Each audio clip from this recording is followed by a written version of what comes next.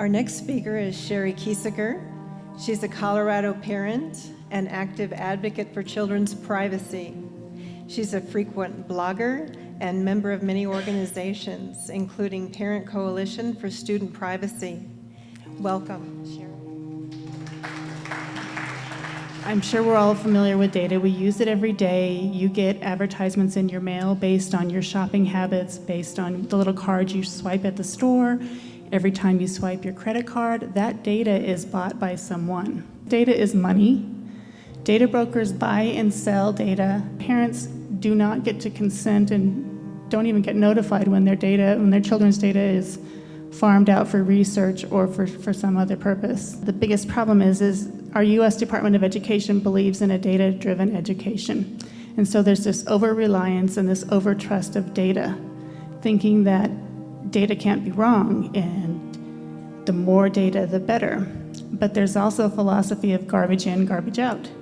And if you get the wrong data to start with, your whole premise could be wrong. And if you can't see the data collected about you, then your entire future path could be decided based on this incorrect data. But there was a nearly $5 million grant to create this project called LearnSphere.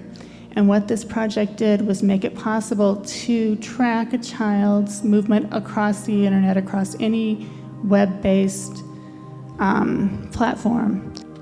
So if you think about that, and you think about what's happening with children and all of their data being collected, it's a little scary because they're going to grow up completely under surveillance and no way of being in control of their own data identity. FERPA does not cover data. It does not protect against third-party vendors.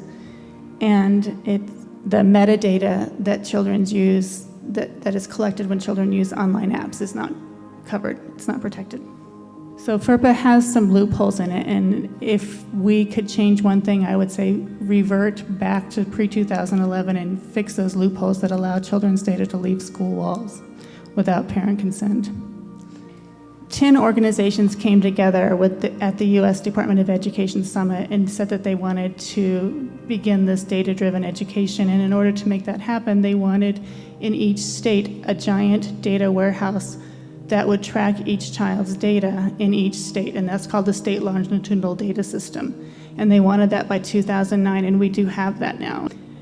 The data are tagged, so they're coded, so that it's very easy to compare different. Homeless value is one tag. ADHD could be a different tag. And so there's over 400 data tags in the state database, and there's, I think, something like 1,700 data tags in the federal database now. We're moving towards focusing more on how a child learns versus what they learn. So your emotions and your behaviors are becoming more graded than potentially the content and the knowledge of what you learn. So we hear that a lot, that we're measuring 21st century skills. When I first heard that, I thought it was whether they could use a computer or do science or math. It's not. It has nothing to do.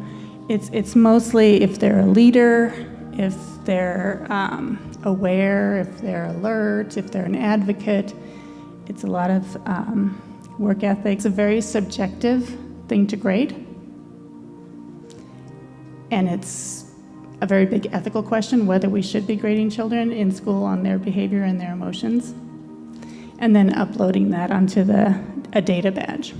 They collect all this data, yet our U.S. Department of Education has had multiple data breaches and received an F on their security score because they can't keep the data secure.